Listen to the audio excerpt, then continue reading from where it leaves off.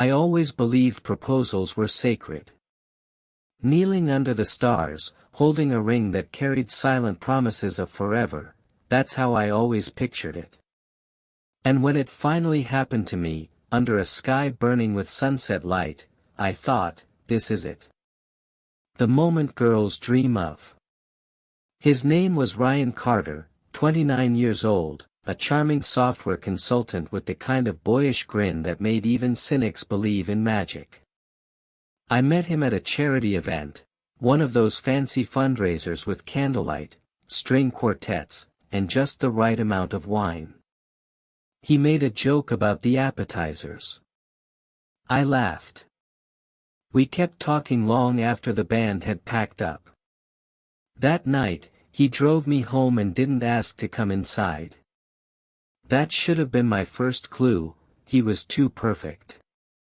I'm Emily Wren, 27, a public relations manager who never really trusted romance. My past relationships were a mix of disappointment and damage control. But Ryan? He wasn't like the others. He listened when I spoke. He brought flowers when I was sick. He made playlists with songs he said reminded him of me. He asked about my dreams, my fears, my childhood. He made me feel seen. Within 6 months, I was the girl with the glow.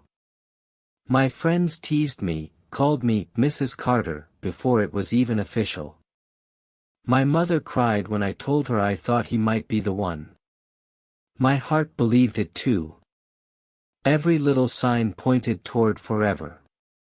And then, one quiet Sunday, Ryan took me on a walk through Rosegate Park, the same place we'd first held hands. As the light turned gold and the air smelled of warm pine and distant barbecues, he stopped, looked at me with those deep brown eyes, and slowly got down on one knee. Emily Wren, he said, you're the best thing that ever happened to me. You're the first person I've ever loved without fear. Will you marry me? Tears blurred my vision. I nodded. He slipped the ring on, stood up, and kissed me as people clapped in the background. It was perfect. Too perfect. I didn't see the smirk he gave one of his friends behind me. Didn't hear the laughter that followed days later when I wasn't around. Didn't notice the way his phone suddenly stayed face down on the table. Or the change in his tone when he said, I love you, like it was routine. Perfunctory. The first crack came a week later. I was at a coffee shop picking up his favorite mocha when I saw him through the window across the street, laughing with 2 guys. One of them nudged him and said something, and Ryan burst into laughter. I couldn't hear the words, but I saw the mocking expression as he mimicked someone holding a ring. His friends were nearly choking on their drinks. He never saw me watching. That night, I asked him about his day. He shrugged and said, nothing special. I didn't mention what I saw. Something inside me sank, quietly. Why was my proposal funny? Who were those friends? What exactly had I become in this love story? As the days passed, I started noticing more, the jokes he made with others when he thought I wasn't listening. The way he dismissed my excitement about wedding plans. The sudden distance, so subtle, it felt like my fault. Then one night, when he thought I was asleep beside him, I heard him whisper something while texting someone. He chuckled and said under his breath, she still doesn't know. That was the moment the foundation cracked beneath me. And I realized, I wasn't part of a fairy tale. I was part of a game. And I had no idea who Ryan Carter really was. The ring on my finger sparkled under the morning sun, but all I could see was the lie behind it. After that night, after I heard Ryan whisper, she still doesn't know, I couldn't sleep. I kept running the moment over and over in my head. Maybe I was imagining it. Maybe it was just a coincidence. Maybe he meant something else. But deep down, I knew. Something was off. And it wasn't just about the proposal. It was about us. Or the version of us I had believed in. Ryan was still the same on the surface. Polite. Funny. Attentive, when he needed to be. But now, I started seeing things I'd overlooked. The way he dodged questions about his past. How he never introduced me to his parents, said they weren't close. How he'd always turn the topic when I asked how he felt about marriage. But perhaps the most confusing part was this: there were moments he seemed real. Moments his hand lingered in mine. Times he looked at me like I mattered. Was I being paranoid? Was I overthinking this? I couldn't ask him. Not yet. So, I did something I'd never done in a relationship before. I started investigating. I went through his old social media, not something I'm proud of, but I needed answers. Most of his posts were normal. Gym photos. Travel snaps. A few pictures with friends I didn't recognize.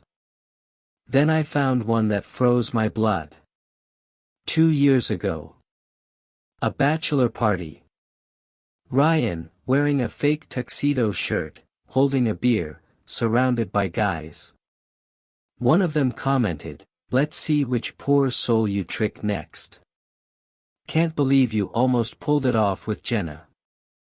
Pulled what off? I clicked on the guy's profile, Marcus Tillman, and scrolled. He was tagged in a few posts with Ryan more recently. They were still close. The next day, I casually mentioned Marcus while we were having dinner. Ryan's fork froze midair. "Marcus?" he asked, quickly recovering. "Why?" "I saw one of his posts from your party. Looked like a fun night." He laughed. "Yeah, Marcus is wild. That guy's a mess." He changed the subject right after. That night, I couldn't shake the image from my head. Marcus joking about tricking someone. Ryan laughing at a fake proposal. Was I next? I started wondering about Jenna. Who was she? What had Ryan done to her? Why did none of his exes ever show up in his stories or conversations? I brought it up once, months ago, early in our relationship. He just said, they weren't serious. Nothing worth talking about. But was it serious to them? I felt like I was living in someone else's script, just waiting for the next reveal. And yet, part of me still loved him. I hated that part. The one that clung to the idea that maybe he was just scared of commitment. Maybe I could fix this. So I played along. Smiled. Kissed him. Agreed to start looking at venues. I became the fiancé planning a wedding I wasn't sure was real. And in the meantime, I did more digging. I reached out to Jenna. She didn't respond immediately, but 3 days later, she messaged back. "You're engaged to Ryan Carter. I'm sorry. You deserve to know the truth. I was too late to warn the last girl. Let me know if you're ready to talk." I stared at that message for nearly an hour. It felt like a window cracking open, letting in a cold gust of something I wasn't ready for. But I was already standing too close to the edge. There was no turning back now. I stared at Jenna's message like it was a crack in the ground I hadn't seen until now, and suddenly I was slipping. "You're engaged to Ryan Carter. I'm sorry. You deserve to know the truth." I typed a dozen replies, deleting each one before I could send them. What truth? What happened to her? Why was she warning me like I was already doomed? Finally, I wrote, yes. I'm engaged to him. Please. I need to know everything. It took 2 days for her to respond. 2 days of pretending everything was normal while Ryan helped me pick out wedding invitations. 2 days of holding back bile every time he smiled at me like I was the best thing that had ever happened to him. Then Jenna called. Her voice was calm, but there was a weariness behind every word. He did it to me too, she said. He made me feel special. Proposed. Planned the whole thing. But behind my back, it was a game. A bet. I swallowed hard. What kind of bet? She hesitated. He and his friends, they had this running challenge. Who could get a girl to say yes the fastest? I was the second. You're the third. My hands trembled. Are you sure? I found the texts. The group chat. Screenshots. I confronted him and he denied everything. But I showed his friend. Marcus. He cracked. Marcus. The same guy who commented under that post. My stomach turned. You're not crazy, Jenna said gently. If you're questioning him, it's because your gut already knows. I wish someone had warned me earlier. When the call ended, I sat in silence. I should have cried. Should have screamed. But all I felt was numb. That night, Ryan came over with takeout and a smile. Big week ahead, huh?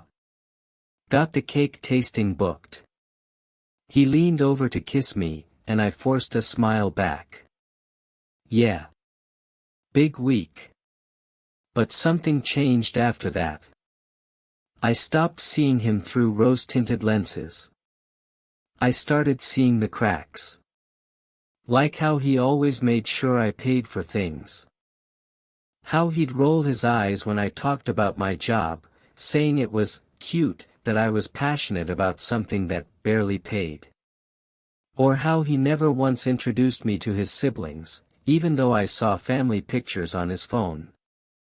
The more I looked, the more I realized how much I had ignored. Love had blinded me. Or maybe it wasn't love at all, maybe it was just the hope that it could be. Then, the pressure started to build from the outside too. My best friend Olivia noticed something was wrong. You don't look happy, she said one afternoon as we went dress shopping. You used to light up when you talked about him. I'm just stressed, I lied. But she wasn't convinced. She looked me dead in the eye and said, if you're staying because you're scared to leave, that's not love. That night, I checked Ryan's phone while he was in the shower. I hadn't planned to, but my instincts had gone into survival mode. I found the chat. They called it, the League. And there it was. Ryan, third one locked. Told you I'd beat my record. She cried when I proposed LMFAO. My face burned. I felt like I was going to throw up. Then another message, from Marcus, dude. I told you to stop. This is going too far. And Ryan's reply, relax. She's just another name on the scoreboard. That was it. Not fiancé. Not love. Not a partner. Just another point. The betrayal sank in like poison. I copied the screenshots. Sent them to myself. Then I did the one thing I never thought I'd do. I started planning my exit. Because I wasn't going to be anyone's scoreboard. It had been 3 days since I saw the messages. 3 days of pretending. 3 days of looking Ryan in the eyes, kissing him goodnight, letting him call me, babe, while inside, I was screaming. I couldn't confront him yet. Not without a plan. I needed proof. A witness. Something he couldn't spin or laugh off like he'd done to Jenna. But hiding the truth was eating me alive. Every time he touched me, my skin crawled. Every time he smiled, I saw the screenshots burned into my memory. She cried when I proposed. LMFAO. On the 4th night, I asked Olivia to meet me.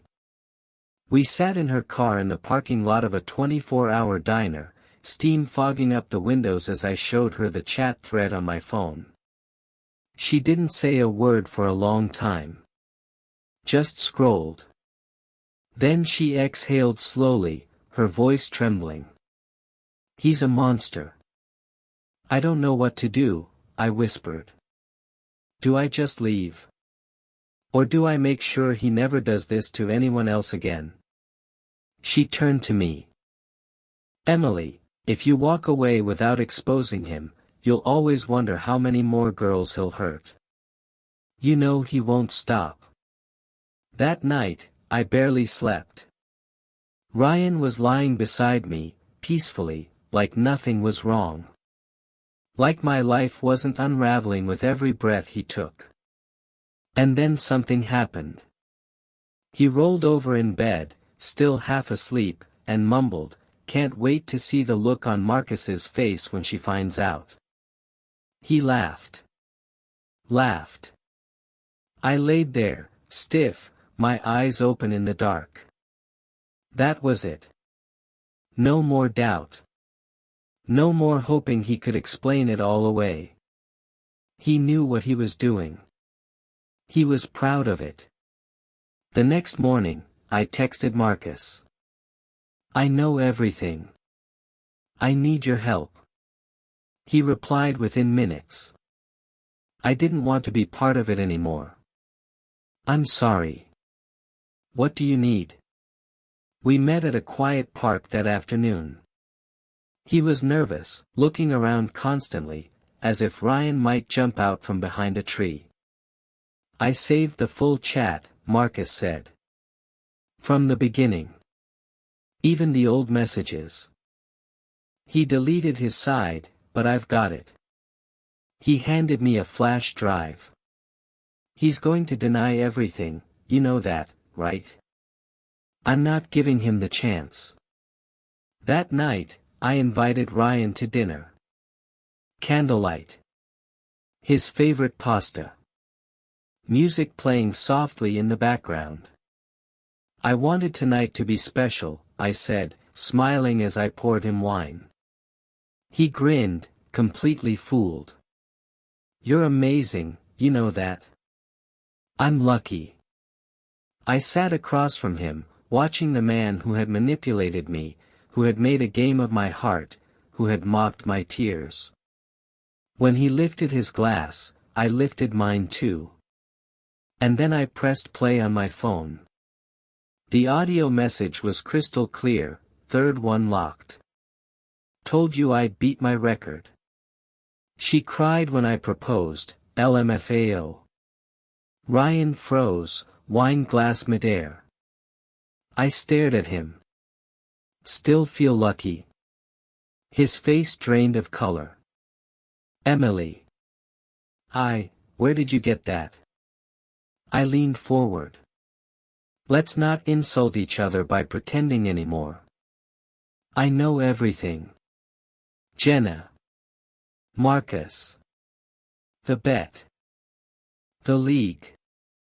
He opened his mouth, but I cut him off. You're not going to talk your way out of this. I have the chat history. I have Marcus as a witness. And I've already sent everything to my lawyer. He stood up abruptly. You're overreacting. It was a joke. A stupid, don't, I said, my voice sharper than I'd ever heard it. Don't call it a joke. He stared at me, and for the first time, I saw fear in his eyes. Real, raw fear. Not because he felt guilty, but because he was caught. I stood too. We're done. And if you ever try to lie about me, just know, I'm not the one who should be afraid anymore. He left without another word. And I sank into the chair, heart pounding, hands trembling. It wasn't over yet. But for the first time, he was the one losing sleep. I thought it was over. After Ryan stormed out that night, I believed I'd reclaimed my dignity. I'd exposed the lie, shut the door, and walked away with my head held high. But I didn't know the game was still being played. 2 days later, I received an email from an unknown address. No subject line. Just one sentence, "You think he's the only one?" Attached was a zip file. At first, I almost deleted it, assuming it was a virus or some cruel prank, but something in me paused. My hands trembled as I clicked open the folder. There were screenshots. Dozens. Different women. Different names. But the same pattern. The same phrases Ryan used with me. The same proposal photos. The same fake tears. The same charm. The same laughing behind their backs. One message, in particular, made my blood run cold: "We rotate. 2 per year. Keeps it clean. Keeps it fresh." It wasn't just Ryan. It was a network. The league wasn't a stupid joke between a few immature guys, it was an organized system. Dozens of them. Grooming, proposing, betraying, then vanishing. They shared women like trophies. They scored us. I felt sick. I couldn't breathe. I paced my apartment, every nerve in my body buzzing, my throat tight with disbelief. This wasn't about a breakup anymore. It was about justice. I dialed Marcus. "Who else is in this?" I asked, skipping hello. He paused. "Emily, tell me." He sighed. "You wouldn't believe me if I did. I have to know." He hesitated, then said 2 names. One of them made my heart stop. Eric. Eric wasn't just some name to me. He was Olivia's boyfriend. They'd been together for 2 years. Olivia, the only person who stood by me through this. Who encouraged me to expose Ryan. "I don't think she knows," Marcus added softly. Of course she didn't. Olivia was genuine. Loyal. The kind of woman who still believed in love. I called her. Told her to come over. I didn't say why. When she arrived, I couldn't even look her in the eye. I handed her the screenshots. She didn't speak for a full minute. Then she laughed. Just once. A bitter, breathless laugh that turned into a sob. "I defended him," she whispered. "I fought for him." I sat beside her. "I need you to decide what you want to do. We can go to the police. We can take it public. But if you're in, this won't be easy." She nodded slowly, eyes red. "I'm in. All the way." What happened next felt like a thriller unraveling in real time. We contacted 2 other women from the screenshots. They confirmed everything. Each of them had the same story: romance, manipulation, proposals, and then sudden emotional abandonment. They'd been humiliated. Gaslit. Told they were crazy or needy or not ready for marriage. They weren't just broken hearts. They were survivors. Olivia and I started building a file: names, dates, photos, chats. We organized everything meticulously. Until one day, Marcus called again. "You need to stop," he said, his voice sharp. "What are you talking about?" "They know what you're doing." I froze. "Who?" "The group." Ryan told them. "They're watching you." A chill ran through me. "They've done this before," Marcus continued. "They've ruined women's reputations. Spread lies. Made it impossible for them to prove anything. But this time we have proof.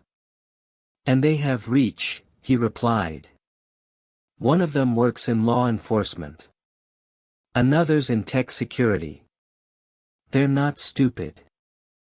I hung up, heart pounding. Suddenly, I was no longer just a woman seeking truth. I was a target. And they weren't going down without a fight. I didn't sleep for 3 nights.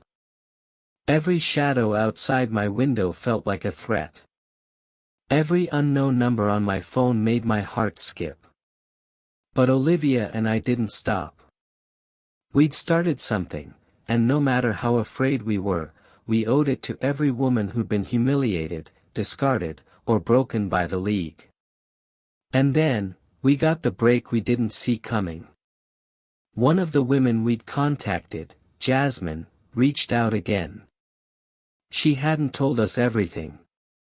She had recordings. Ryan had left her voicemails after one of their fake breakups. Drunk. Careless.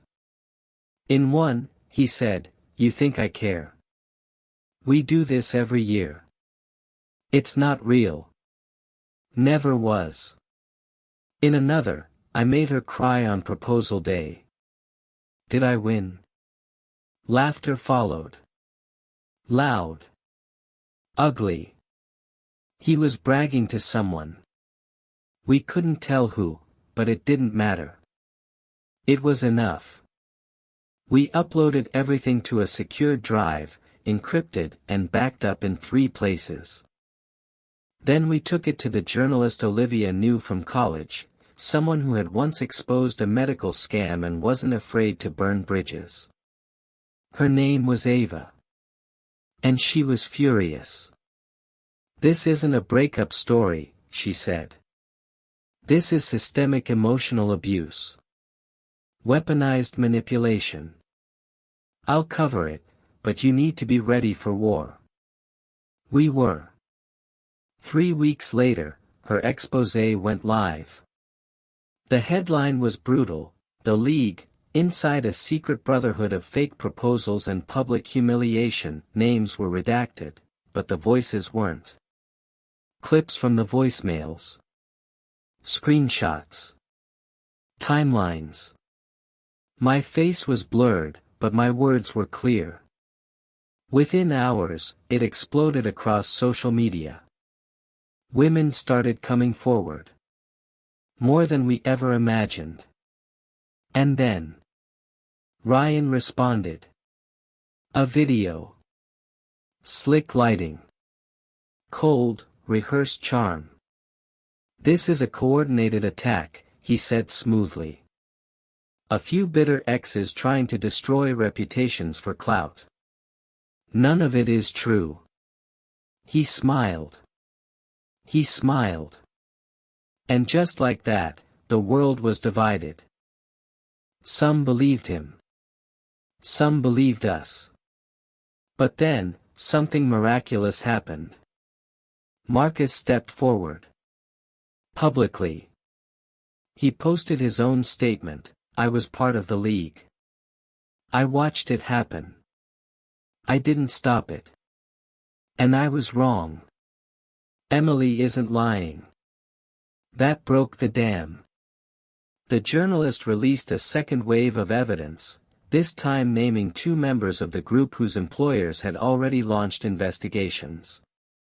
And Ryan? He disappeared. His social media wiped. His accounts gone. His name became poison in every circle he once walked proudly in. I wish I could say I felt triumphant. But the truth? I felt hollow. Because none of it gave me back what I'd lost.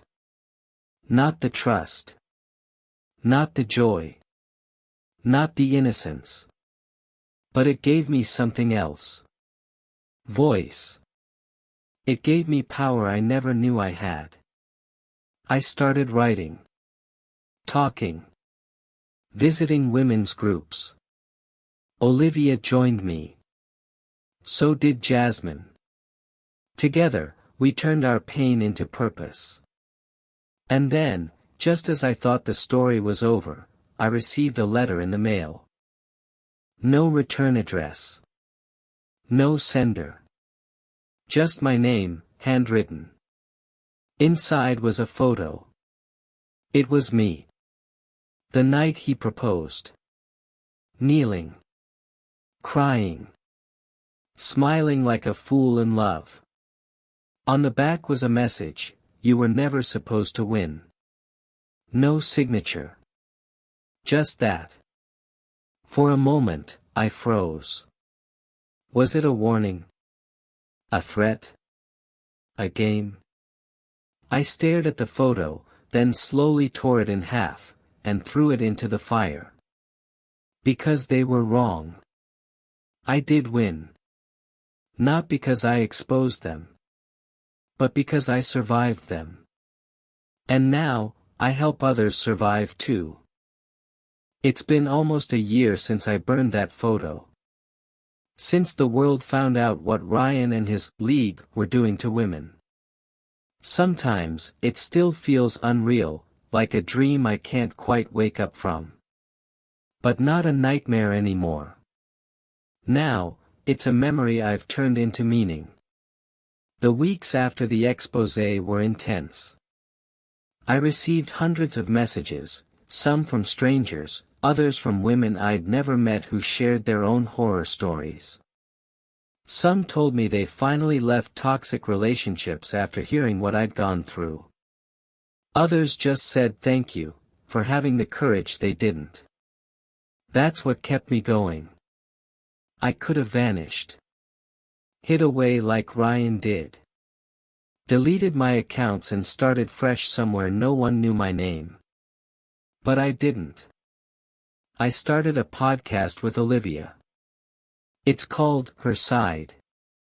Every week, we invite women to tell their stories, unfiltered, honest, real. No drama. No victim blaming. Just truth. It grew faster than we expected. By month 3, we had a sponsorship deal. By month 6, we were speaking at colleges. And by the end of the year, we weren't just telling stories. We were changing laws. A state senator reached out, inspired by our episodes. With our help, and stories from other victims, he drafted legislation addressing psychological manipulation in intimate relationships. The kind of emotional abuse that doesn't leave bruises but leaves lifelong scars. And it passed. Ryan never resurfaced. Some say he's overseas. Others say he changed his name. I don't care. Because he doesn't define me anymore. What defines me now is how I rebuilt my life from the ruins he left behind. I'm not the same girl who waited for a fake fiancé to show up at a wedding venue. I'm not the same girl who used to question her own worth based on someone else's approval. I'm a woman who fought back. Who found strength in her own voice. And who now helps others find theirs. People still ask me, if you could go back, would you change it? Would you stop yourself from ever meeting him? The answer surprises even me. No. Because if I hadn't met him, I wouldn't have met Olivia. I wouldn't have started her side. I wouldn't have found my purpose. Pain shaped me, but it didn't break me. It built me. And for anyone watching or listening who's been through something similar, hear this: you are not weak because you loved the wrong person. You are not foolish because you believed in something that turned out to be a lie. You are human. And sometimes, being human means trusting the wrong people before you learn how to trust yourself. But once you do, there's no stopping you.